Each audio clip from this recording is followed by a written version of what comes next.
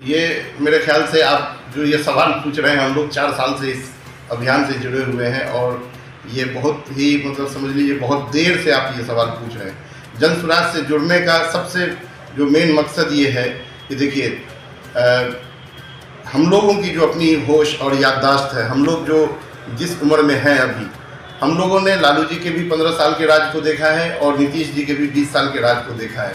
और हम लोग ऐसा नहीं है कि कोई पैदा हुए और यहीं रह गए और यहीं कुएं के मेढक है नहीं। हम लोगों ने दुनिया देखा है, हम लोग बाहर पढ़ाई किए, हम लोग बाहर देश विदेश में नौकरी किए, जॉब किए, तो हम लोगों को समझ में आता है कि बिहार को कहाँ होना चाहिए था।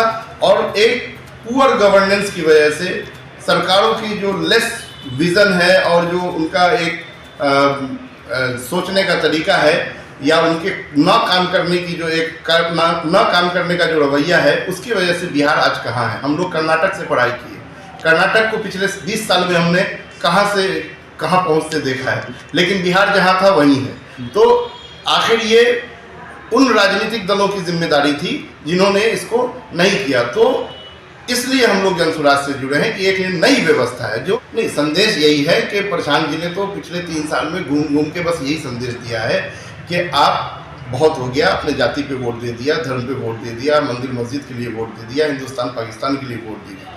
एक बार अपने बच्चों के लिए जगिए, अपने बच्चों के भविष्य के लिए जगिए। बेहतर कोई विकल्प होता है तो जनता उसको चुन सकती है, उसमें कोई बुराई नहीं है, लेकिन हम लोगों को तो अभी प्रशांत जी से अच्छा विकल्प कोई नजर नहीं आ रहा। युवाओं के लिए संदेश है कि भाई एक बार आप लोग हमारे ऊपर भरोसा कीजिए और आप अगर मान लीजिए बहुत पढ़े लिखे हैं तो भी आपको पलायन करना है, आप पढ़े लिखे नहीं हैं मजदूरी करना है तो भी आपको पलायन करना है। तो आखिर कब तक आप पलायन करेंगे? दूसरे राज्यों में जाएंगे, वहाँ बिहारी होने का आप ताना भी सुनेंगे, वहाँ मजदूरी भी करेंगे, नौकरी भी करेंगे।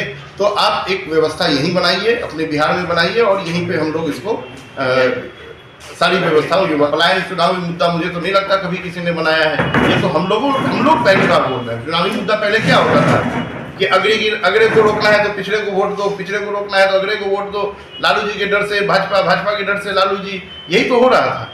अब तो ये मुद्दा पहली बार चुनाव में बना है जो कांग्रेस भी इसको बोल रही है, राजद भी बोल रही है। पलायन जैसे शब्द को प्रशांत जी तो पिछले 3 साल से लेकर घूम रहे हैं। मेरा नाम मोहम्मद आमिर हैदर, युवा प्रदेश महासचिव। इसका कोई राजनीति करने का कोई इरादा नहीं है। इसका इरादा बस एक ही है कि जो जातीय सर्वेक्षण कराया गया और जातीय सर्वेक्षण कराने के नाम पे जो समाज को बांटा गया है, अगड़ा पिछड़ा में जाति के अंदर सब जाति निकाल करके जो बांटा गया है, तो उसका कुछ फायदा भी तो होना चाहिए। जैसे जातीय गणना में आया और उसके हिसाब से सरकार ने वादा किया कि हम रिजर्वेशन के लिमिट को बढ़ाएंगे, तो उस पर हम लोग जानना चाहते हैं कि भाई अगर आपने ये वादा किया था तो दोनों डबल इंजन की सरकार है, तो क्या बिहार सरकार ने इसके लिए केंद्र सरकार के सामने बात रखी या नहीं? और अगर रखी तो केंद्र सरकार इस पर क्या अभी तक एक्शन लिया है? इस पे हम लोग तेजस्वी यादव से भी सवाल पूछना चाहते हैं कि जब ये वादा किया गया था तो तेजस्वी जी डिप्टी सीएम थे, तो अब लीडर ऑफ अपोजिशन होते हुए उन्होंने विधानसभा में कितनी बार इस मुद्दे को उठाया। तो हमारा इसको राजनीतिकरण करने का इरादा नहीं है। हम ये चाहते हैं कि अगर जातीय सर्वेक्षण हुआ है तो उससे क्या फायदा हुआ समाज को, या सिर्फ समाज को बांट के वोट लेने का था, इसको हम लोग उजागर करना चाहते हैं। चैनल को like, comment, share and subscribe जरूर।